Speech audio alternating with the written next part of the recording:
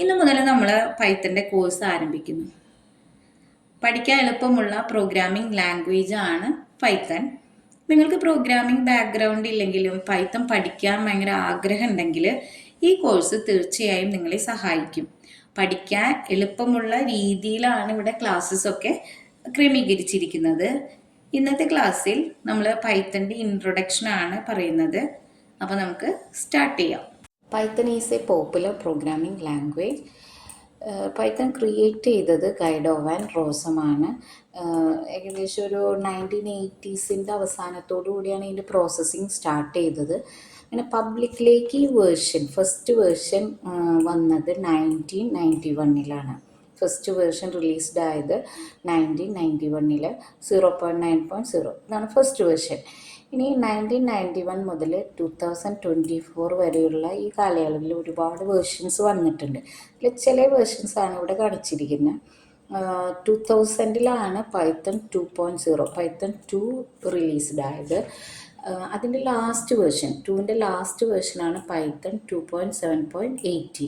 അത് 2020 റിലീസ്ഡ് ആയത്. ഇനി 2008 പൈത്തൺ 3.0 റിലീസ്ഡായി. 2024 ഇപ്പോൾ ലാസ്റ്റ് വേർഷനായിട്ട് നിൽക്കുന്നത് 3.12.6 ആണ്. ഇനിയിപ്പോൾ പുതിയൊരു വേർഷൻ നെക്സ്റ്റ് മന്ത് വരുന്നുണ്ട് 3.30. അപ്പം ഇങ്ങനെ ഇതാണ് വേർഷൻസ്. എന്താണ് ഈ വേർഷൻസ് എന്ന് പറഞ്ഞാൽ, അതായത് ഓരോ വേർഷൻ വരുമ്പോഴും അതിൽ പുതിയ ചേഞ്ചസ് കൊണ്ടുവരും. ന്യൂ ഫങ്ഷൻസ്, ന്യൂ ഫീച്ചേഴ്സ്, എന്തെങ്കിലും ടൂൾസുകൾ ആഡ് ചെയ്തുകൊണ്ട് പുതിയ അഡ്വാൻസ്ഡ് ആയിട്ടുള്ള കാര്യങ്ങൾ ഇൻക്ലൂഡ് ചെയ്തുകൊണ്ട് ഓരോ വേർഷൻസും വരുന്നത്. ലാംഗ്വേജിന് പൈത്തൺ എന്നുള്ള നെയിം വന്നത് ബ്രിട്ടീഷ് കോമഡി ഗ്രൂപ്പ് മോണ്ടി പൈത്തണിൽ നിന്നാണ്. അതായത് നമ്മുടെ ഗൈഡോ വാൻ റോസം ഇത് ഡെവലപ്പ് ചെയ്തിരുന്ന ടൈമിൽ എൻജോയ് ചെയ്തിരുന്ന ഒരു കോമഡിയാണ് മോണ്ടി പൈത്തൺ എന്നുള്ളത്. അതിൽ നിന്നാണ് ഈ പൈത്തൺ എന്നുള്ള നെയിം ഡിറൈവ് ചെയ്തത്. Next, Python is A high level general purpose programming language. എന്താണ് ഈ ഹൈ ലെവൽ എന്ന് പറഞ്ഞാൽ, നമുക്ക് കമ്പ്യൂട്ടർ പ്രോഗ്രാമുകൾ റൈറ്റ് ചെയ്യാനും കമ്പ്യൂട്ടർ സിസ്റ്റവുമായി ഇൻട്രാക്ട് ചെയ്യാനും വേണ്ടി ഡിസൈൻ ചെയ്തിരിക്കുന്ന ലാംഗ്വേജുകളെയാണ് ഹൈ ലെവൽ ലാംഗ്വേജ് എന്ന് പറയുന്നത്. അപ്പം നമ്മളൊരു പ്രോഗ്രാം എഴുതി അത് റൺ ചെയ്യുന്ന സിസ്റ്റം, ആ കമ്പ്യൂട്ടർ സിസ്റ്റത്തിൻ്റെ ഡീറ്റെയിൽസ് നമുക്ക് അറിയണമെന്നില്ല. എന്ന് വെച്ചാൽ ഇപ്പോൾ ആ കമ്പ്യൂട്ടർ സിസ്റ്റത്തിൻ്റെ ഹാർഡ്വെയറിനെ കുറിച്ചോ അതിൻ്റെ പ്രോസസ്സറിനെ കുറിച്ചോ മെമ്മറി മാനേജ്മെൻറ്റിനെ കുറിച്ചൊന്നും അതിനെക്കുറിച്ച് അറിയണമെന്നില്ല. അതാണ് ഈ ഹൈ ലെവൽ ലാംഗ്വേജിൻ്റെ പ്രത്യേകത. ഹൈ ലെവൽ ലാംഗ്വേജിൽ നമ്മൾക്കും കമ്പ്യൂട്ടറിനും എളുപ്പത്തിൽ ഇൻട്രാക്ട് ചെയ്യാനായിട്ട് പറ്റും. അപ്പോൾ പൈത്തൺ എന്ന് പറയുന്നത് ഒരു ഹൈ ലെവൽ ലാംഗ്വേജാണ്. ഇനി ജനറൽ പർപ്പസ് പ്രോഗ്രാമിംഗ് ലാംഗ്വേജ്.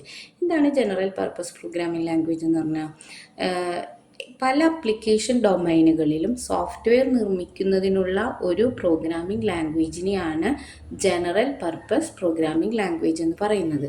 അപ്പോൾ പൈത്തൺ എന്ന് പറയുന്നത് എന്താണ്, ഒരു ജനറൽ പർപ്പസ് പ്രോഗ്രാമിംഗ് ലാംഗ്വേജ് ആണ്. ഇപ്പോൾ ഒരു പർട്ടിക്കുലർ ഡൊമൈന് ബേസ് ചെയ്തിട്ടുള്ള പ്രോഗ്രാമിംഗ് ലാംഗ്വേജസ് ഉണ്ട്, അതായത് ഡൊമൈൻ സ്പെസിഫിക് ലാംഗ്വേജ് ഉണ്ട്. അപ്പോൾ ആ ഡൊമൈൻ സ്പെസിഫിക് ലാംഗ്വേജ് എന്ന് വെച്ചാൽ അതൊരു പർട്ടിക്കുലർ ഡൊമൈനെ ബേസ് ചെയ്തിട്ടാണ് ഡൊമൈൻ സ്പെസിഫിക് ലാംഗ്വേജ്. അപ്പോൾ അതൊരു പർട്ടിക്കുലർ ഡൊമൈനെ ബേസ് ചെയ്തിട്ടാണ്. അതിന് എക്സാമ്പിൾ പറയുകയാണെങ്കിൽ CSS, HTML ഇതൊക്കെ ഡൊമൈൻ സ്പെസിഫിക് ആണ്. അതുപോലെ SQL ഇതൊക്കെ ഡൊമൈൻ സ്പെസിഫിക് ലാംഗ്വേജുകളാണ്. അപ്പോൾ പൈത്തൺ എന്ന് പറയുന്നത് ജനറൽ പർപ്പസ് പ്രോഗ്രാമിംഗ് ലാംഗ്വേജ് ആണ്. ഏത് ഡൊമൈനിൽ വേണമെങ്കിലും, പല ആപ്ലിക്കേഷൻ ഡൊമൈനുകളിലും നമുക്ക് എന്ത് ചെയ്യാം, സോഫ്റ്റ്വെയർ ഡെവലപ്പ് ചെയ്തെടുക്കാനായിട്ട് പറ്റും. ഇനി നെക്സ്റ്റ് ആണ് ഡൈനാമിക്കലി ടൈപ്പ്ഡ്. എന്താണ് ഈ ഡൈനാമിക്കലി ടൈപ്പ്ഡ് എന്ന് പറഞ്ഞാൽ, ഇപ്പോൾ ഒരു എക്സാമ്പിൾ പറയുകയാണെങ്കിൽ, ഇപ്പോൾ നമ്മളൊരു പ്രോഗ്രാം എഴുതുമ്പോൾ നമ്മൾ അതിൽ യൂസ് ചെയ്യുന്ന വേരിയബിൾസിനെ ഡിക്ലെയർ ചെയ്തിരിക്കും. ഒരു വേരിയബിൾ ഡിക്ലെയർ ചെയ്യും. ആ വേരിയബിളിലേക്ക് അസൈൻ ചെയ്യുന്ന വാല്യൂ എന്താണ് അതിനെ ബേസ് ചെയ്തിട്ട് ഉള്ള ഡാറ്റ ടൈപ്സ് കൊടുക്കും. ഡാറ്റ ടൈപ്സ് എന്ന് പറയുമ്പോൾ അത് ഇപ്പോൾ നമ്മൾ സ്ട്രിങ് ടൈപ്പ് കൊടുക്കാം, ക്യാരക്ടർ ടൈപ്പ് കൊടുക്കാം, നമ്പേഴ്സിൻ്റെ ടൈപ്പ് കൊടുക്കാം. അങ്ങനെ ഏത് ടൈപ്പ് ഡാറ്റയാണ് അതിലേക്ക് അസൈൻ ചെയ്യുന്നത് എന്നുള്ളത് നമ്മൾ ഡിറ്റർമിൻ ചെയ്യണം. പക്ഷേ ഇവിടെ ഡൈനാമിക്കലി ടൈപ്പ്ഡ് എന്ന് പറയുമ്പോൾ അങ്ങനെ വേരിയബിളിന് സ്പെസിഫൈ ചെയ്യേണ്ട ആവശ്യമില്ല. ഇന്ന ഡാറ്റയാണ് അതിലേക്ക് അസൈൻ ചെയ്യുന്നതെന്ന് ഡിറ്റർമിൻ ചെയ്ത് കൊടുക്കണ്ട. അത് റൺ ടൈമിലാണ് ഡിറ്റർമിൻ ചെയ്യുന്നത്. അപ്പം നമ്മളൊരു വേരിയബിളിലേക്ക് ഒരു സ്ട്രിങ് ആണ് അസൈൻ ചെയ്യുന്നതെന്നുണ്ടെങ്കിൽ ആ റൺ ടൈമിലായിരിക്കും അത് ആ വേരിയബിളിൻ്റെ ഡാറ്റ ടൈപ്പ് എന്താണ്, സ്ട്രിങ് ആയിരിക്കും. ഇനി അതല്ല ആ വേരിയബിളിലേക്ക് ഒരു നമ്പറാണ് കൊടുക്കുന്നതെന്നുണ്ടെങ്കിൽ ആ വേരിയബിളിലെ ഡാറ്റ ടൈപ്പ് എന്തായിരിക്കും, ഇൻറ്റീജർ അല്ലെങ്കിൽ റിയൽ വാല്യൂ കൊടുക്കുകയാണെങ്കിൽ ഡബിൾ അല്ലെങ്കിൽ ഫ്ലോട്ട്, അങ്ങനെ ഏത് ടൈപ്പ് ഡാറ്റയാണോ അതിലേക്ക് അസൈൻ ചെയ്യുന്നത് അത് ആ റൺ ടൈമിലാണ് ഡിറ്റർമിൻ ചെയ്യുന്നത് അത് ഇന്ന ടൈപ്പ് ഡാറ്റയാണ് അതിലേക്ക് വന്നിരിക്കുന്നത് എന്നുള്ളത്. അതിനെയാണ് ഡൈനാമിക്കലി ടൈപ്പ്ഡ് എന്ന് പറയുന്നത്. Next, garbage collected. എന്താണ് ഗാർബേജ് കളക്റ്റഡ് എന്ന് വെച്ചാൽ, അതായത് പൈത്തണിൽ എന്തുണ്ട്, ഗാർബേജ് കളക്റ്റഡ് ഉണ്ട് എന്ന് വെച്ചാൽ ഇപ്പോൾ ഓട്ടോമാറ്റിക്കായിട്ട് മെമ്മറി മാനേജ് ചെയ്യുന്ന ഒരു ഫോമിനെയാണ് ഗാർബേജ് കളക്റ്റഡ് എന്ന് പറയുന്നത്. അതായത് ഇപ്പോൾ നമ്മൾ മെമ്മറി അലോക്കേറ്റ് ചെയ്തു, ആ അലോക്കേറ്റ് ചെയ്ത മെമ്മറി ഒരു പർട്ടിക്കുലർ പീരീഡ് കഴിഞ്ഞിട്ടും അതിനെ റെഫർ ചെയ്യുന്നില്ല. അങ്ങനെയുള്ള മെമ്മറികളാണ് ഗാർബേജ് ആയിട്ട് ഈ ഗാർബേജ് കളക്റ്റഡ് എടുക്കുന്നത്. അതായത് ഞാൻ പറഞ്ഞ മനസ്സിലായോ, ഒരു പർട്ടിക്കുലർ ടൈം പീരീഡ് കഴിഞ്ഞിട്ടും അത് നമ്മൾ അലോക്കേറ്റ് ചെയ്ത് വെച്ചിരിക്കുന്ന മെമ്മറീനെ യൂസ് ചെയ്യുന്നില്ല, റെഫർ ചെയ്യുന്നില്ല. അപ്പോൾ അതെന്താണ്, ഒരു ഗാർബേജ് ആയിട്ട് കൺസിഡർ ചെയ്യുന്നു ഈ ഗാർബേജ് കളക്ടർ. അങ്ങനെയുള്ള മെമ്മറികളെ അലോക്കേറ്റ് ചെയ്ത് ഫ്രീ ആക്കുന്നു. അപ്പോൾ അത് ഓട്ടോമാറ്റിക് നടക്കുന്നതാണ്. അല്ലാതെ മാനുവലി നമ്മൾ ചെയ്യുകയാണെങ്കിൽ അത് പ്രോസസ്സിങ് ടൈമിലായിരിക്കും നടക്കുക. അതായത് നമ്മൾ തന്നെ സ്പെസിഫൈ ചെയ്യണം ഏതൊക്കെ മെമ്മറിയാണ് അലോക്കേറ്റ് ചെയ്യേണ്ടത്, അത് ഏത് ടൈമിലാണ് അലോക്കേറ്റ് ചെയ്യേണ്ടത് എന്നൊക്കെയുള്ളത് നമ്മൾ സ്പെസിഫൈ ചെയ്യണം. അതപ്പോൾ ആ പ്രോസസ്സിങ് നടക്കുന്നത് ആ ഒരു അലോക്കേഷൻ ആൻഡ് അലോക്കേറ്റ് ചെയ്യുന്നത് ഈ പ്രോസസ്സിങ് ടൈമിലാണ്. അപ്പോൾ ആ ടൈം ഇതിനും കൂടി എടുക്കുകയാണ്. അപ്പോൾ ആ പ്രോഗ്രാമിൻ്റെ പെർഫോമൻസിനെ അത് ബാധിക്കും. എന്നാൽ ഈ ഗാർബേജ് കളക്റ്റഡ് ഓട്ടോമാറ്റിക്കലി ചെയ്യുമ്പോൾ അത് പ്രോഗ്രാമിൻ്റെ പെർഫോമൻസിനെ ബാധിക്കില്ല. അപ്പോൾ അങ്ങനെ ഗാർബേജ് കളക്റ്റഡ് ഏതിലുണ്ട്, പൈത്തൺ എന്ന് പറഞ്ഞ ലാംഗ്വേജിൽ വരുന്നുണ്ട്. ഇനി next, it supports multiple programming പാരഡിംസ്. അതായത് ഒന്നിൽ കൂടുതൽ പ്രോഗ്രാമിംഗ് സ്റ്റൈലുകളെ സപ്പോർട്ട് ചെയ്യുന്നുണ്ട് പൈത്തൺ. അതായത് ഇപ്പോൾ 2-3 സ്റ്റൈലാണ് ഞാനിവിടെ പറഞ്ഞിരിക്കുന്നത്. Object oriented, structured programming paradigm ഉണ്ട്, ഫങ്ഷണൽ പ്രോഗ്രാമിംഗ് പാരഡിം ഉണ്ട്. അപ്പോൾ ഇതൊക്കെ ആര് സപ്പോർട്ട് ചെയ്യുന്നുണ്ട്, പൈത്തൺ സപ്പോർട്ട് ചെയ്യുന്നുണ്ട്. അതുകൊണ്ട് അത് മൾട്ടിപ്പിൾ പ്രോഗ്രാമിംഗ് പാരഡിം. ഇനി ഇതിൻ്റെ ഡീറ്റെയിൽസ് ആയിട്ട് ഒരു ക്ലാസ് വേറെ തരാം. അപ്പോൾ ഇത്രയും മനസ്സിലാക്കി. അപ്പോൾ പൈത്തൺ എന്താണ്, high level, general purpose, dynamic typed ആണ്, ഗാർബേജ് കളക്റ്റഡ് ആണ്, അതുപോലെ തന്നെ എന്താണ്, മൾട്ടിപ്പിൾ പ്രോഗ്രാമിംഗ് പാരഡിംത്തെ സപ്പോർട്ട് ചെയ്യുന്നതാണ്. നെക്സ്റ്റ്, പൈത്തൺ ഒരു ജനറൽ പർപ്പസ് പ്രോഗ്രാമിംഗ് ലാംഗ്വേജ് ആണെന്ന് നമ്മൾ പറഞ്ഞിട്ടുണ്ടായിരുന്നു. അപ്പോൾ ജനറൽ പർപ്പസ് പ്രോഗ്രാമിംഗ് ലാംഗ്വേജ് എന്ന് പറഞ്ഞാൽ എന്താണ്, പൈത്തൺ പല ആപ്ലിക്കേഷൻസിലും യൂസ് ചെയ്യുന്നു, പല ആപ്ലിക്കേഷൻ ഡൊമൈനിലും യൂസ് ചെയ്യുന്നുണ്ട്. അപ്പോൾ ഏതൊക്കെ ആപ്ലിക്കേഷൻ ഡൊമൈനുകളിലാണ് യൂസ് ചെയ്യണത് എന്നുള്ളതാണ് ഇവിടെ പറഞ്ഞിരിക്കുന്നത്.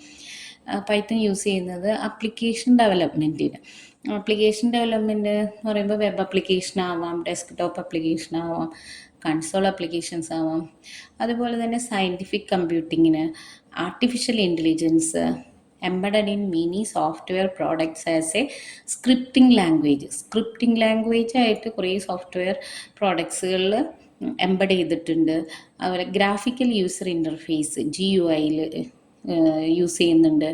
ഇൻഫർമേഷൻ സെക്യൂരിറ്റി, ഇനി operating systems include Python as a standard component. Next, ഫീച്ചേഴ്സാണ്. ഈസി ടു ലേൺ, എളുപ്പത്തിൽ പഠിച്ചെടുക്കാൻ പറ്റുന്ന ഒരു ലാംഗ്വേജാണ് പൈത്തണിൻ്റെ. അതിൻ്റെ സിൻടാക്സ് ഭയങ്കര സിമ്പിളാണ്. വേരിയബിൾ ഡിക്ലറേഷൻ ഒന്നുമില്ല, അതുപോലെ കേളി ബ്രാക്കറ്റ്സ് ഒക്കെ ഒന്നുമില്ല. നമുക്ക് ഇൻഡൻറ്റേഷൻ ആണെങ്കിൽ വരുന്നത് അത് നമുക്ക് പ്രോഗ്രാമിംഗ് പഠിക്കുമ്പോൾ മനസ്സിലാവും. അപ്പോൾ ഈസി ടു ലേൺ. ഇൻ്റർപ്രിറ്റഡ് ലാംഗ്വേജാണ്, ഇൻ്റർപ്രിറ്റഡ് ബേസ്ഡ് ലാംഗ്വേജ് ആണ്. എന്ന് വെച്ചാൽ എന്താണ് ഇൻ്റർപ്രിറ്റഡ് ബേസ്ഡ് ലാംഗ്വേജ് എന്ന് വെച്ചാൽ, നമ്മളെ സോഴ്സ് കോഡ് എന്ന് വെച്ചാൽ എന്താണ്, നമ്മൾ ഒരു കമ്പ്യൂട്ടറിന് ഒരു ടാസ്ക് കൊടുക്കുമ്പോൾ ആ ടാസ്ക് പെർഫോം ചെയ്യാൻ വേണ്ടിയിട്ട് നമ്മൾ കുറച്ച് ഇൻസ്ട്രക്ഷൻസും കൊടുക്കും. ആ ഒരു സെറ്റ് ഇൻസ്ട്രക്ഷനെയാണ് നമ്മൾ എന്തെന്ന് പറയുന്നത്, പ്രോഗ്രാം എന്ന് പറയുന്നത്. അപ്പോൾ ആ സെറ്റ് ഓഫ് ഇൻസ്ട്രക്ഷൻ തന്നെയാണ് സോഴ്സ് കോഡ് എന്നും പറയുന്നത്. ആ സോഴ്സ് കോഡ് സോഴ്സ് കോഡിലെ ഓരോ ഇൻസ്ട്രക്ഷനും മെഷീൻ കോഡിലേക്ക് ട്രാൻസ്ലേറ്റ് ചെയ്ത് അതിനെ എക്സിക്യൂട്ട് ചെയ്യും. അങ്ങനെ 1 by 1 ആയിട്ടുള്ള ഇൻസ്ട്രക്ഷൻസ് ഇങ്ങനെ മെഷീൻ കോഡിലേക്ക് ട്രാൻസ്ലേറ്റ് ചെയ്ത് എക്സിക്യൂട്ട് ചെയ്യുന്നതിനെയാണ് ഇൻ്റർപ്രറ്റഡ് ബേസ്ഡ് ലാംഗ്വേജ് എന്ന് പറയുന്നത്. നെക്സ്റ്റ് ഇത് open source and cost free programming language ആണ്. നമ്മൾ പല സെക്ടേഴ്സിലും യൂസ് ചെയ്യുന്നുണ്ട്. അതുപോലെ തന്നെ ഇത് ക്രോസ് പ്ലാറ്റ്ഫോം ആണ്. ക്രോസ് പ്ലാറ്റ്ഫോം എന്ന് വെച്ചാൽ എന്താ, ഡിഫറെൻറ്റ് ഓപ്പറേറ്റിംഗ് സിസ്റ്റത്തിൽ നമുക്കിത് പൈത്തൺ യൂസ് ചെയ്യാനായിട്ട് പറ്റും. ഒരു സിംഗിൾ കോഡ് ബേസ്ഡിനെ നമുക്ക് പല ഓപ്പറേറ്റിംഗ് സിസ്റ്റത്തിലും എക്സിക്യൂട്ട് ചെയ്യാനായിട്ട് പറ്റും. പിന്നെ അതിന് സ്റ്റാൻഡേർഡ് ലൈബ്രറീസ് ഉണ്ട്. അതിൽ ഫങ്ഷൻസും മൊഡ്യൂൾസും ഒക്കെ പല ടാസ്കുകൾക്ക് വേണ്ടിയിട്ടുള്ള മൊഡ്യൂൾസുകളും ഫങ്ഷൻസും ഒക്കെ നമുക്ക് പ്രൊവൈഡ് ചെയ്യുന്നുണ്ട് സ്റ്റാൻഡേർഡ് ലൈബ്രറിയിൽ. അതുപോലെ അതിന് ഫ്രെയിം വർക്ക്സ് എന്ന് പറയുമ്പോൾ എന്താണ്, അതൊരു സ്ട്രക്ചർ നമുക്ക് തരും. ആ സ്ട്രക്ചർ അതിൻ്റെ തന്നെ മൊഡ്യൂൾസും ഫങ്ഷൻസൊക്കെ ഇൻക്ലൂഡ് ചെയ്തുകൊണ്ടുള്ള ഒരു ഫ്രെയിം വർക്ക് തരും. അപ്പോൾ ആ ഫ്രെയിം വർക്ക്സ് യൂസ് ചെയ്തുകൊണ്ട് നമുക്ക് എളുപ്പത്തിൽ പെട്ടെന്ന് നമുക്ക് പ്രോഗ്രാം ഡെവലപ്പ് ചെയ്തെടുക്കാനായിട്ട് പറ്റും. പിന്നെ next dynamic memory allocation. Dynamic memory allocation എന്ന് വെച്ചാൽ റൺ ടൈമിലായിരിക്കും അല്ലെങ്കിൽ എക്സിക്യൂട്ട് ചെയ്യുന്ന ടൈമിലായിരിക്കും അതിൻ്റെ ഒബ്ജക്റ്റുകൾക്ക് അല്ലെങ്കിൽ അതിൻ്റെ വേരിയബിൾസിനൊക്കെ ആവശ്യമുള്ള മെമ്മറി അലോക്കേറ്റ് ചെയ്യുന്നത്. വേഴ്സിറ്റാലിറ്റി നമ്മൾ പറഞ്ഞു, ജനറൽ പർപ്പസ് പ്രോഗ്രാമിംഗ് ലാംഗ്വേജ് എന്ന് വെച്ചാൽ എന്താണ്, പല ആപ്ലിക്കേഷൻസിനും വേണ്ടി നമ്മളിത് പൈത്തൺ യൂസ് ചെയ്യുന്നുണ്ട്, പല ഡൊമൈനിലും യൂസ് ചെയ്യുന്നുണ്ട്. അപ്പം അതാണ് വേഴ്സറ്റാലിറ്റി എന്ന് പറയുന്നത്. ഇനി ലാർജ് കമ്മ്യൂണിറ്റി ഉണ്ട്, പൈത്തണ് ലാർജ് കമ്മ്യൂണിറ്റി ഉണ്ട്. അപ്പോൾ ബിഗിനേഴ്സിനായാലും ഒരു സപ്പോർട്ട് ഉണ്ട് ഈ കമ്മ്യൂണിറ്റിയിൽ നിന്ന്. ഇൻ്റഗ്രേറ്റഡ് പൈത്തനെ നമുക്ക് വേറെ ലാംഗ്വേജസ് ആയിട്ട് ഇൻ്റഗ്രേറ്റ് ചെയ്യാനായിട്ട് ഇപ്പോൾ C++, ജാവ ഇങ്ങനെ ഇൻ്റഗ്രേറ്റ് ചെയ്യാൻ പറ്റും. അതോടൊപ്പം തന്നെ എക്സ്റ്റെൻസിബിളും ആണ്. അതായത് ഇപ്പോൾ C++ലൊക്കെ എഴുതിയ മൊഡ്യൂൾസ് ഉപയോഗിച്ച് പൈത്തണിനെ നമുക്ക് എക്സ്റ്റെൻഡ് ചെയ്യാനായിട്ട് പറ്റും. അപ്പോൾ ഇതൊക്കെയാണ് ഒരു മെയിൻ ഫീച്ചേഴ്സ് എന്ന് പറയുന്നത്. ഇനി നെക്സ്റ്റ് നമുക്ക് ഇതിൻ്റെ പൈത്തണിൻ്റെ പോപ്പുലാരിറ്റി ഇത്രയും പോപ്പുലർ ആവാനുള്ള കാരണം എന്താ, അതായത് പൈത്തൺ ഇപ്പോൾ മെയിൻ ഓർഗനൈസേഷൻസ് ഒക്കെ ഒരുവിധം ലാർജ് ഓർഗനൈസേഷൻ ആയാലും ചെറിയ ഓർഗനൈസേഷൻസ് ഒക്കെ ആയാലും എല്ലാവരുടെയും യൂസ് ചെയ്യുന്നത് പൈത്തണാണ്.